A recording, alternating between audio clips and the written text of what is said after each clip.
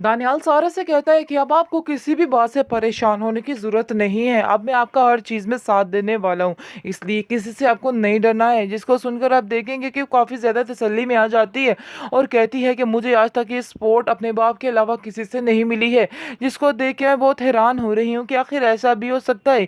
दूसरी तरफ आप देखेंगे कि जैसे ही वो अपनी माँ को बता देती है दानियाल के बारे में सारी बातें, तो उसकी माँ काफ़ी ज़्यादा खुश होती है और कहती है कि जितनी जल्दी हो सके बस समझो कि मैं तुम्हारा रिश्ता उधर कर दूँगी। मुझे ये बहुत बड़ी टेंशन है मेरे ऊपर, मुझे समझ नहीं आ रही कि मैं क्या करूँ? क्योंकि मेरी तबीयत अक्सर ख़राब रहती है और मेरी ज़िंदगी का कोई भरोसा नहीं है कि कब कहाँ ख़त्म हो जाए। इसलिए काफ़ी ज़्यादा परेशान हूँ मैं, जिसको सुनकर आप देखेंगे कि सारा कहती है कि नहीं ऐसी बात नहीं है। मैं आपको यहाँ पे एक पल नहीं रहने दूँगी, अगर मैं जाती भी हूँ तो आपको साथ लेकर जाऊँगी। आगे से आप देखेंगे कि वो कहती है नहीं बेटा ऐसे तो नहीं तुम कर सकती हो, तुम्हें अपने ससुराल में अपने घर को बनाना है। जिसको सुनकर आप देखेंगे वो कहती है कि दानियाल सर से पहले ही मेरी बात हो चुकी है, बल्कि उन्होंने मुझे खुद कहा है ये बात का कि वो जहाँ भी क्या कहते हैं जैसे ही शादी होगी मैं अपनी माँ को साथ लेके आ सकती हूँ, इसलिए आपको भी परेशान होने की ज़रूरत नहीं है।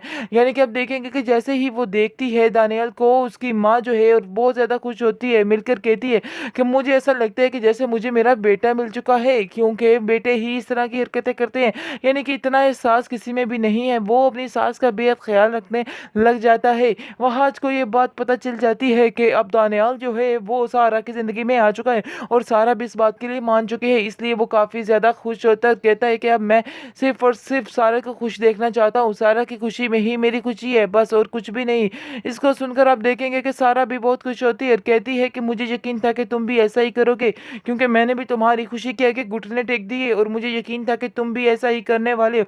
जिसको सुनकर आप देखेंगे कि वहाज कहता है कि ऐसा कैसे हो सकता है कि इंसान किसी से बहुत ज़्यादा प्यार करता हो और उसके बारे में बुरा सोचे। मैं आज भी तुमसे बेहद प्यार करता हूँ और तुम्हारा एहसास करना चाहता हूँ और चाहता हूँ कि बस तुम अपने घर में खुश रहो और कुछ भी नहीं। जिसको सुनकर आप देखेंगे वो काफ़ी ज़्यादा एक्साइटेड हो जाती है और कहती है कि मुझे भी तुमसे यही उम्मीद थी और मैं यही सोची थी कि तुम भी ऐसा ही करोगे।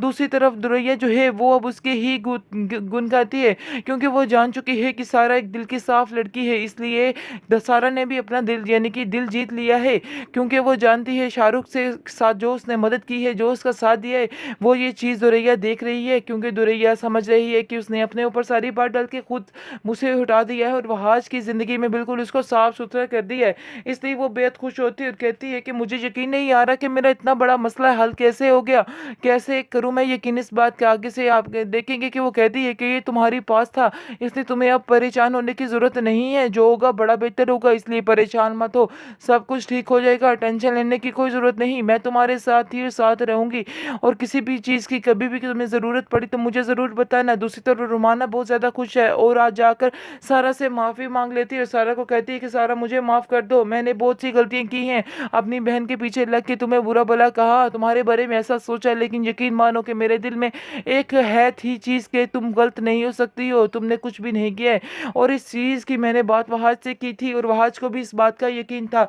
इसलिए जो कुछ हुआ तुम हमें माफ़ करके अपनी नई ज़िंदगी शुरू करो।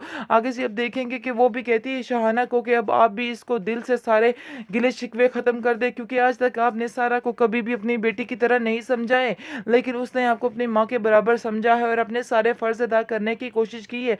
लेकिन काश आपको भी इस बात की समझ आ जाए, क्योंकि आपको अगर इस बात की समझ आएगी तो ही कुछ होगा, वरना आप तो ज़िंदगी बहाल कर देती हैं दूसरों की। इसलिए क्या कहते हैं अब आपको ही उससे दूर रहना होगा। अब सारा की ज़िंदगी में कभी कोई गम नहीं आना चाहिए।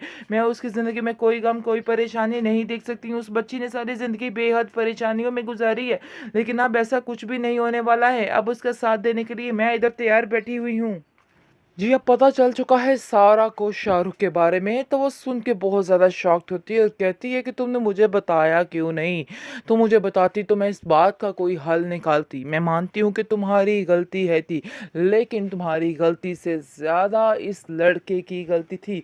लेकिन तुमने बिल्कुल भी किसी को बिनक नहीं पड़ने दी है। मुझे इस बात का बेहद अफ़सोस है। जिसको सुनकर आप देखेंगे कि कहती है दुरैया कि मैं इतनी बुरी रही तुम्हारे साथ, तो इतना बुरा तुम्हारे साथ कर करती रही, लेकिन मुझे यकीन नहीं आ रहा कि कैसे तुम फिर भी मेरा साथ दे रही हो और मेरा साथ देने को तैयार हो। जिसको सुनकर आप देखेंगे कि सारा कहती है कि मेरी तरबियत मेरी माँ ने बहुत अच्छे तरीके से की है और मैं रिश्ते निभाना बखूबी जानती हूँ, इसलिए तुम फिक्र मत करो, जो होगा बहुत ही बेहतर होगा और मैं सारा कुछ बड़े अच्छे तरीके से हैंडल कर लूँगी, तुम्हें बिल्कुल भी परेशान होने की ज़रूरत नहीं है।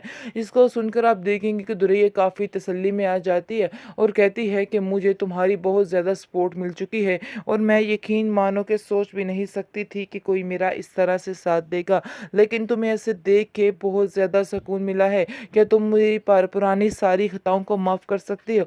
जिसको सुनकर आप देखेंगे कि वो कहती है कि हाँ, क्यों नहीं, मैंने तुम्हें माफ़ किया, इसलिए तो तुम्हारा साथ देने को तैयार हो गई हूँ।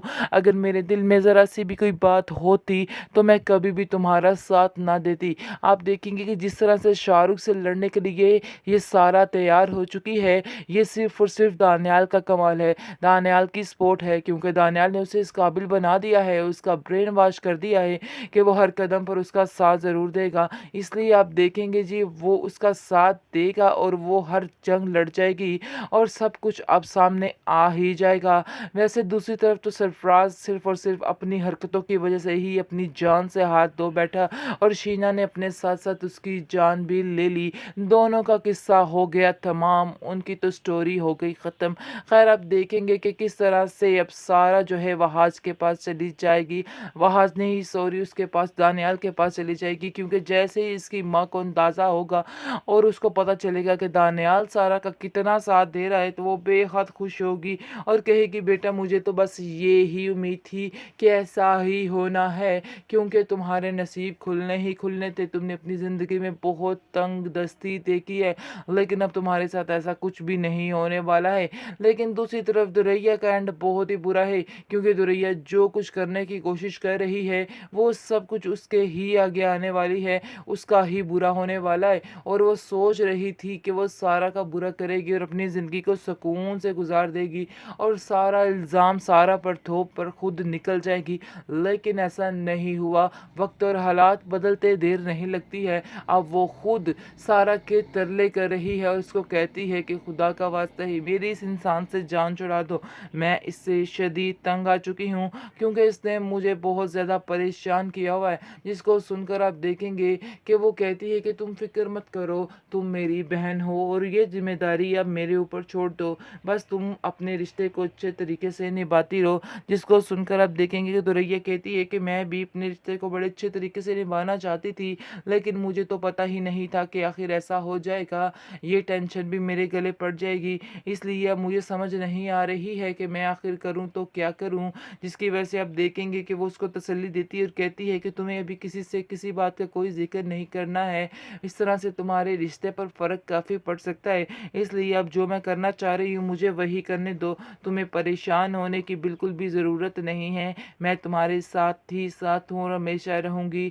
दुरैया बहुत ज़्यादा खुश है कि अब उसको एक नई कंपनी मिल चुकी है और नया साथ मिल चुका है। वो सोचती है इतना कुछ करने के बावजूद उसने उसका भरपूर साथ दिया।